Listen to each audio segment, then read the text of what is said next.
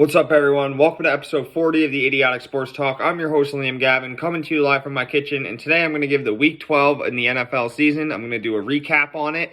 This week was extremely long to review. There was the Ravens and Pittsburgh game was supposed to happen last Thursday on Thanksgiving, got postponed to Monday, then to Tuesday, then to Wednesday because of COVID problems. So here we are, Week 12. Let's get started. You have the Texans beating the Lions on Thanksgiving, 41-25. Deshaun Watson looked excellent, 4 touchdown passes, 318 yards passing. His receiver, Will Fuller, went off as well. 6 receptions, 171 yards, 2 touchdowns. And the Texans defense, 4 sacks, 3 forced fumbles, and a pick 6. Whenever the Lions offense would try to get something going, the Texans defense would shut it down with either a turnover or a big sack, something to shake them up. So both teams now go to 4-7. As for Washington beating up my Dallas Cowboys 41-16, Washington back Antonio Gibson, 115 yards, 3 touchdowns. Washington's defense, 5 sacks and a pick 6. What ruined Dallas that game, they had a great chance to win, but a Zeke Elliott fumble, 4th and inches, instead of running the ball, you pass, which was a fail. And then the fake punt on your own side of the field on 4th and 10. I thought it was a horrible, stupid coaching decision right there. You know, you're only down 4 points. There's 12 minutes left in the game. I don't know why the hell you're fake punting it. But either way, it is what it is at this point. Washington's 4-7, Cowboys 3-8. As for the Sunday games, you have the Bills beating the Chargers 27-17. Chargers quarterback Justin Herbert had 316 yards, 1 touchdown, 1 interception. Austin Eckler, the Chargers back, he had a good return. He had about 80 yards rushing and 80 yards receiving. He was hurt since week 1, so it's good to see him back out there. And Joey Bosa, the defensive end for the Chargers, had 3 sacks. He was the only one on the team to get sacks on quarterback Josh Allen. Speaking of Josh Allen, he had 157 yards passing. He had a passing and rushing touchdown, and he threw an interception. Cole Beasley, the wide receiver, threw a touchdown pass on a little trickery play. Very creative, and that's what gave the Bills the win. So the Bills are now 8-3, and the Chargers are 3-8. Next is the Patriots beating the Cardinals 20-17. This was an upset alert. Quarterback Kyler Murray for the Arizona Cardinals did not play well. He only had 170 yards passing. He threw an interception. Cardinals offense struggled. DeAndre Hopkins was basically a no-show. Cam Newton for the Patriots didn't play that great either. He only had 84 yards passing and 2 picks. However, what won the game for the Patriots was a missed field goal by the Arizona Cardinals, which allowed the Patriots to march downfield and have them to kick the game-winning field goal. Patriots are now 5-6 as the Cardinals drop to 6-5. Next is the Titans and the Colts in a showdown for the AFC South. Titans won 45-26.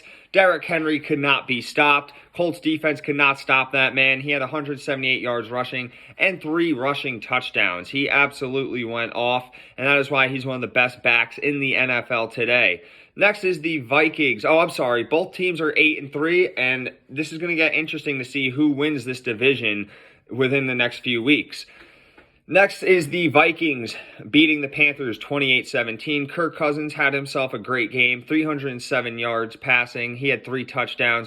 Justin Jefferson, his rookie receiver, also looked great.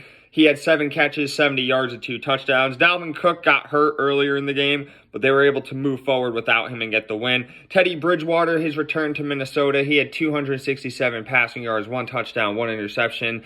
The Panthers had 2 fumbled touchdowns for their defense, which was really good. They had a 14-point lead, but Kirk Cousins in the 4th quarter, like he has all year, has looked excellent and was able to get them the win.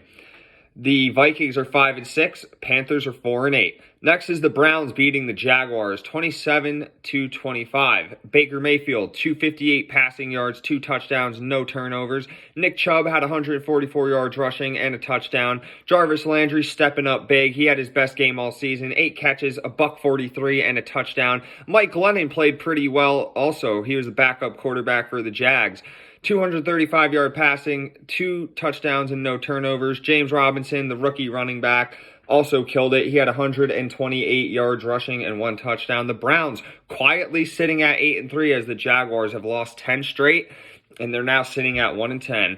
Next is the New York Giants beating the Bengals.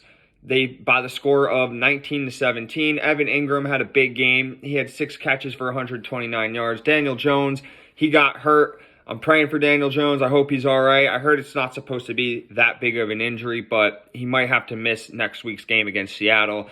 Brandon Allen, the backup for Joe Burrow, had 136 yards passing, 1 touchdown and 1 pick.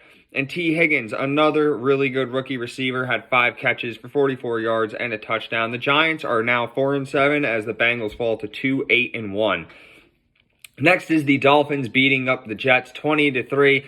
Fitzmagic, he had 257 passing yards and 2 touchdowns. His receiver, Devontae Parker, went off to 8 catches for 119 yards. And Sam Darnold, quarterback for the Jets, finally came back. He's missed a few games. He only had 197 passing yards and 2 picks. He did not play that good at all. I know that the Jets are probably going to move on from him when the draft comes. The Dolphins now sit at 7-4 as the Jets are 0-11. Next is the Falcons beating up the Raiders 43-6. This was a big upset game in my opinion. Derek Carr, quarterback for the Raiders, looked horrible. 215 yards, a pick 6, 2 fumbles. Josh Jacobs, the running back for the Raiders, he also fumbled. Matt Ryan, quarterback for the Falcons, had 185 yards passing, 2 touchdowns and 1 interception. The Falcons defense showed up big, 5 sacks and 4 turnovers. The Falcons are now 4-7, Raiders sitting at 6-5. Next is the Saints beating up the Broncos 31-3. Taysom Hill making his second start. He had 78 yards passing, 1 pick and 2 rushing touchdowns. Running back Latavius Murray had 124 yards rushing and 2 touchdowns. Now, the Broncos were missing all their quarterbacks, so they were forced to start a wide receiver as their quarterback. Kendall Hinton, he went 1 of 9. He only completed 1 pass for 13 yards and 2 interceptions. So the Saints moved to 9-2 as the Broncos fall to 4-7. Next is the 49ers beating the Rams 23-20. This was another huge upset alert in my eyes. Nick Mullins, 252 passing yards, 1 interception. Deebo Samuel making his return and making it in a big way. He had 11 catches for 133 yards. Jared Goff, he did not look good at all. He had 198 yards passing, no touchdowns, 2 picks, and a fumble. The Niners swept the Rams this year, which was pretty weird to see with how banged up the Niners have been, but they came to play Sunday, and now they have a chance. They could snag that 7th seed in the NFC, especially with the Cardinals losing. Who knows what can happen? The Niners could quietly steal that. They're starting to get a little bit healthier, especially on the defensive side, so it's going to get interesting. Next is, I should say that the Niners are 5-6, Rams are 7-4. Next is the Chiefs beating the Buccaneers 27-24. Patrick Mahomes looked amazing. 462 yards passing, 3 touchdowns, no turnovers. Tyreek Hill with the game of his life, 13 catches, 269 yards, and 3 touchdowns. 200 yards of that came in the first quarter alone. Tom Brady, TB12, had 345 yards, 3 touchdowns, and 2 picks. Rob Gronkowski looked like his old self. He had 106 yards receiving, and Mike Evans had 2 receiving touchdowns. Now the Chiefs go to 10-1. The Bucs fall to 7-5. Another game was the Sunday Night Football game between the Packers beating up the Bears 41-25. Rodgers had 211 passing yards. He had 4 touchdowns, and he had a touchdown to a different wide receiver. Mitch Trubisky did not play his best game. He had 242 yards, 3 touchdowns, 2 picks, and a fumble. David Montgomery, the running back for the Bears, he had 103 yards rushing and a receiving touchdown. I don't think the Bears have had a 100-yard rusher all season, so I'm sure they were pretty glad to see that. Although that they lost, I'm pretty sure they're happy that finally they got something in the run game going. Packers are 8-3, Bears fall to 5-6, and have lost 5 in a row. For Monday Night Football, we have the Seahawks beating the Eagles 23-17. Russell Wilson, 230 passing yards and a touchdown. DK Metcalf shredded the Eagles secondary, 10 catches for 177 yards. Carson Wentz, 215 passing yards, 2 touchdowns, and an interception. And the Seahawks defense gave Carson Wentz problems all night.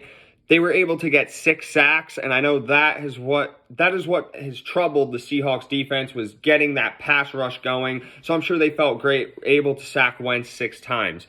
And for the final game, this was a Wednesday football game at 3 o'clock in the afternoon. It was the first time this has happened in a long time. It was the Steelers beating the Ravens 19-14. Ben Roethlisberger, 266 yards passing, 1 touchdown, 1 interception.